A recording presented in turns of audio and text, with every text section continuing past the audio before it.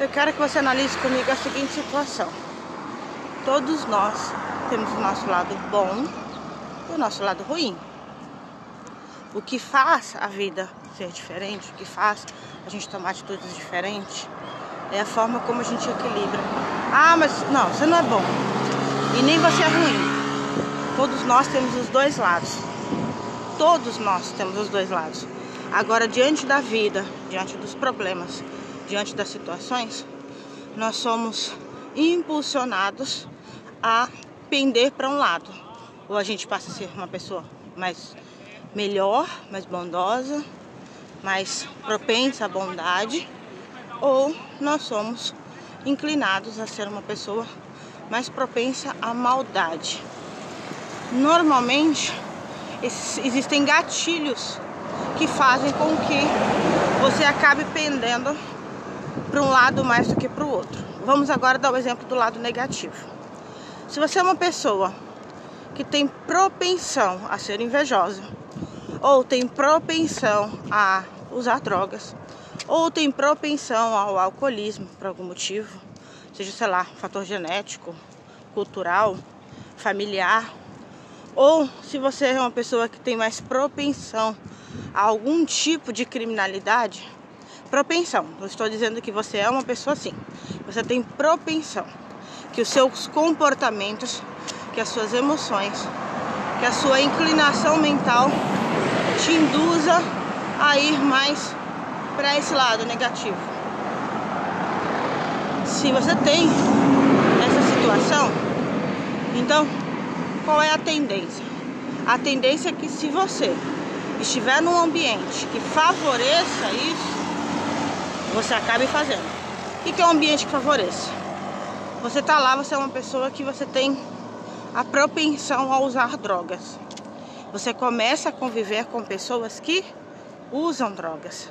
Então a tendência é que a sua curiosidade faça com que você experimente para ver como é que é, para sentir a sensação. Nesse experimentar, o que acontece? Você acaba sendo propenso a usar e acaba virando um viciado. Mas se você, mesmo com uma certa propensão, mesmo que de repente, sei lá, você sempre teve curiosidade, vamos usar que essa propensão nada mais é do que uma curiosidade. Você sempre teve curiosidade de saber como é que é.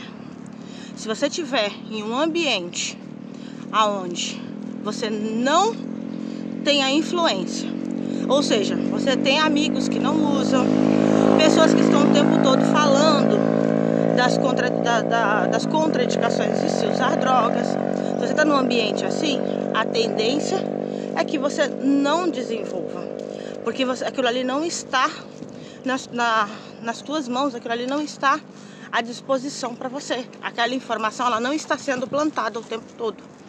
Então, a tendência é que você não use. Então, é muito importante que a gente aprenda o ambiente que a gente vive e os estímulos que a gente recebe. Se você é uma pessoa propensa ao consumismo exagerado, a comprar muito, a gastar o dinheiro que não tem, se você está num ambiente com pessoas que favorecem isso, se você está ligado em consumindo conteúdo na internet que fale todo o tempo sobre o prazer de você ir lá e gastar, então a tendência é que você acabe gastando. Vamos dar outro exemplo. Se você é uma pessoa, por exemplo, propensa a traição, propensa a qualquer coisa, por quê? Porque você conviveu de alguma forma ali quando criança com relação à traição, então seu cérebro ele acabou absorvendo aquela informação e você está num relacionamento e que alguma coisa dentro desse relacionamento puxa um gatilho, você acaba traindo. Então, não significa que o outro é culpado, mas às vezes você está diante de uma situação que algo te puxa o gatilho e você acaba se prejudicando com relação a isso. Então é muito importante a gente entender quais são as nossas propensões, o que nós estamos mais sugestionáveis, porque nós somos seres sugestionáveis. Nós, seres humanos, somos totalmente sugestionáveis. Então a tendência é que a gente faça o que o coletivo faça. A tendência é que a gente caminhe pelo coletivismo Então nós somos seres tão coletivos que se a gente vê uma pessoa com problema, a gente vai ali e enfrenta, mesmo que a gente não conheça a pessoa. Então o nosso lado bom, o nosso lado positivo é esse. Então o nosso coletivismo é isso. Se a gente está diante de uma situação e nós vemos que o nosso grupo, que o nosso clã, que a nossa tribo está fazendo certas coisas, a tendência é que a gente faça a mesma coisa. E eu não estou falando só de amigos, não. Eu estou falando de relacionamentos, eu estou falando de família, eu estou falando de tudo, da sociedade como um todo. Quanto mais a gente está com pessoas que praticam coisas muito semelhantes àquelas que a gente tem a propensão de fazer, maiores serão as possibilidades que a gente realmente faça. Então você está lá num grupo de amigos onde a traição, trair as suas esposas, os seus maridos, é algo comum, a tendência é que você se sinta atraído pelo desejo de trair, pelo desejo de experimentar isso.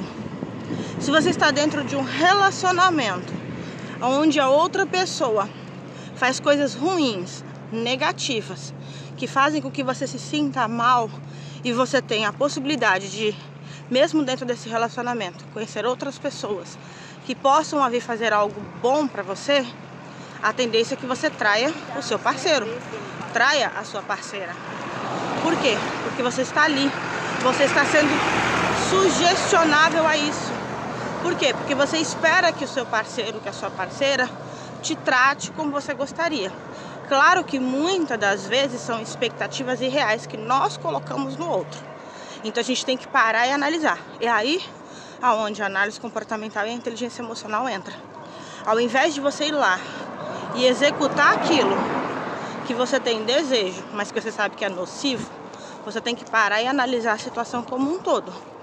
Então você precisa parar, pensar e antes de reagir, você analisar, tá, mas com base em que eu estou permitindo que isso aconteça? E eu vou pagar o mal com o mal? Ou seja, eu vou me colocar diante da mesma reação negativa que a outra pessoa está tendo? Não é inteligente isso. E eu falo isso por experiência própria. Não é inteligente. Por quê? Porque por mais que o outro faça, talvez ele já está acostumado com aquilo. Mas nós, quando não temos o hábito de ter aquele comportamento, quando temos a culpa, ela corrói durante muito tempo. Então você fica se sentindo culpado, culpada, por ter tomado aquela decisão, por ter feito aquilo. Vamos lá, você tá com um parceiro que o tempo todo te despreza, te menospreza, ou que o tempo todo te faz sentir ciúmes, que o tempo todo não te valoriza, que o tempo todo tá ali, de alguma forma, fazendo você se sentir mal com atitudes, e você tem uma certa propensão, ou para você entende que talvez a única alternativa seja trair, porque às vezes você não tem coragem de terminar aquele relacionamento, você já criou uma certa dependência emocional daquela pessoa. Então o que acontece? A tendência é que, como você não consegue fazer, parece que a gente atrai. A sensação que dá é que como se você atraísse pessoas que vão te incentivar a trair. Por quê? Porque você começa a reparar que existem outras pessoas muito mais interessantes do que aquele seu parceiro. Você não consegue acabar, mas em contrapartida você acaba vendo oportunidades de traí-lo, de experimentar algo novo, na expectativa de que aquilo que falta no seu relacionamento você encontre outra pessoa. E aí depois vem o sentimento de culpa. Por que eu fiz isso? Por que eu deixei de fazer? Isso vale para todas as áreas da nossa vida. Então, a dica que eu posso dar para você hoje é: trabalhe a sua inteligência emocional, trabalhe os seus comportamentos, para que você não permita que situações das mais adversas possíveis desperte gatilhos e faça você ter atitudes do qual você vai se arrepender no futuro, do qual você vai passar muito tempo se culpando. Então, quanto mais rápido você aprender a ter autocontrole, a ter inteligência emocional, mais qualidade de vida, mais relacionamentos saudáveis você vai atrair.